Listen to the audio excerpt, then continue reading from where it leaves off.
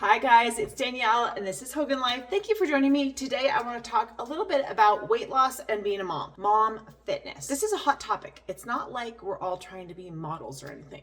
We're not. Most of us moms just want to be fit. We want to feel strong. We want to have energy. We want to fit in our clothes. We want to feel good about ourselves. We want to sleep well. We want to get it all done. We want to be free of pain. Is that too much to ask? And why is it so hard? I was just successful at losing 19 pounds and fitting into some of my older and tighter clothes. And these are my recommendations for you. You can watch my video on doing The Biggest Loser. That was a fun challenge. It was 8 weeks. So getting right to it. My first one is write out a weekly exercise schedule. Even if you're deciding to exercise 4 days a week, write it out. On Monday, I go to a body blast class at the gym at 8 o'clock in the morning.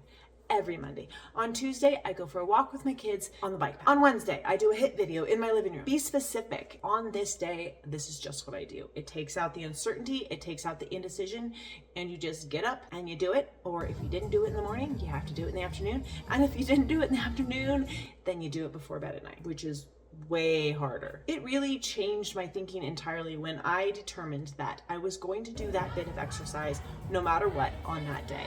And so if it was 3 miles on the treadmill, it didn't matter if it was 9 o'clock at night and I hadn't gone on the treadmill. I was getting on that treadmill. It just helped me so much with the habit of exercise. Number 2, have a list of all the foods you get to eat. Sometimes we have all these restrictions, I don't eat carbs, I don't eat sugar. There's a long list. There's also a long list of the things that we do get to eat that are highly satiating and satisfying. So make a list like that. I get to eat avocados, I get to eat apples, sourdough bread, sauerkraut, eggs, vegetables, blueberries, walnuts, dark chocolate. Yes, dark chocolate. Get the junk out. If it's not there, you're not going to eat it, and your kids aren't going to eat it, and it's better all the way around. Have this mindset shift that I get to eat all these foods. These foods are highly satisfying, but they're not just satisfying, but they're very good for my body. High fat, high fiber, high protein foods. Number 3, increase movement. Now this is huge. We have a regular baseline of movement in our everyday life.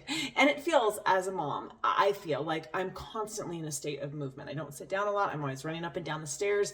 I'm just always active. However, it wasn't helping me lose weight. I had to say, okay, whatever I'm doing now as a mom, this is my baseline. And now I have to actually be intentional about increasing that movement, about doing more. And sometimes that looked like doing squats in the kitchen, doing some push-ups on the grass when I was reading to the kids, just like, what can I do in this moment for a minute that increases movement, gets my heart rate up, but doesn't really require me to go anywhere or move anything or grab weights or do anything else. Number 4, I shifted my thinking from cardio to strength training, and I added strength training classes at the gym. So instead of just doing my 2 days a week at the gym, I introduced 4 days at the gym, and all of those classes are strength training. And I saw such an improvement. And over the course of weeks, real huge improvement in my strength and then in the quality of my weight loss. And I loved that change. I've never seen a change quite like that because I was always achieving results based on cardio.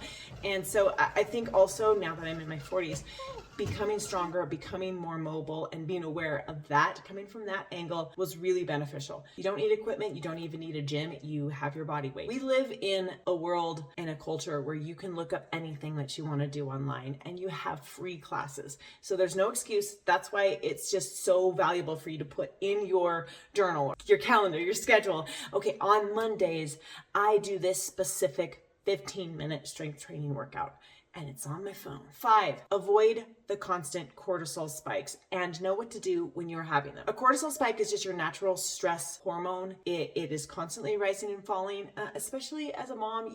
You're constantly getting those little surges, like when your kids don't behave well in public, when things don't go as you plan. Then it's time to make dinner and you don't know what to make. So it's natural. This is your body's way of preparing for what you have to encounter. It does leave you in a state where it's harder to lose weight. And the best way to manage that release of cortisol in your system is to do some sort of activity, to run and play a game of tag outside with your kids, or just run up and down the stairs a couple times, do jumping jacks, something that pushes that heart rate up, matches your fight or flight response with heart rate, and then is able to just bring the whole thing down. And then you also just gave yourself a boost of movement. Avoid the constant blood sugar spikes.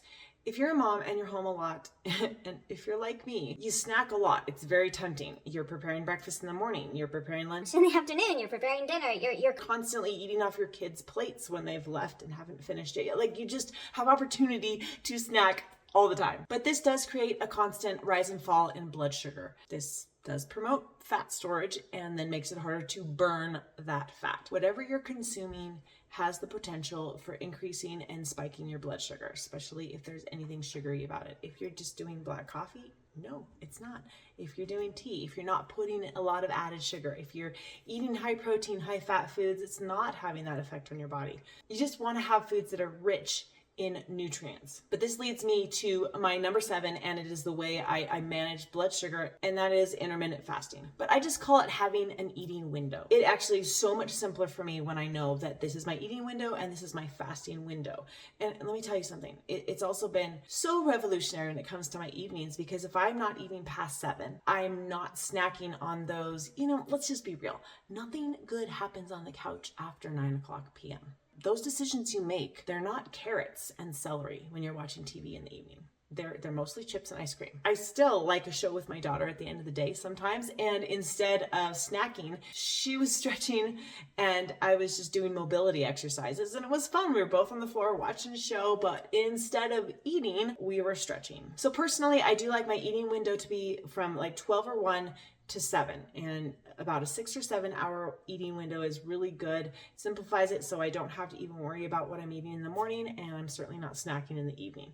And then I don't really restrict at all. I just eat the good food I have around the house during that eating window. This is especially good if you want to lose weight, but you're having trouble restricting the things that you eat. If you start by just restricting the times that you eat, it's a really valuable way to just get introduced into your weight loss journey. And the final one, which is always very helpful, is only have drinks that you make yourself. So if you're having coffee, make it yourself. If you are having tea, make it yourself. Smoothies, iced tea, make it yourself. In drinks that you buy, there are so many added ingredients, and it just ends up being a lot of added sugar or a lot of added preservatives or added things that you just don't need. If you can't pronounce it, you shouldn't be consuming it. And it doesn't have to be forever. It can be for 8 weeks, 6 weeks. You guys, thanks for joining me. I am Danielle, and I want to support you in your journey as a mom, as always, and also in your weight loss or your getting fit or your getting healthy journey. Wherever you're at, we are all on a journey. I will see you next time. And remember,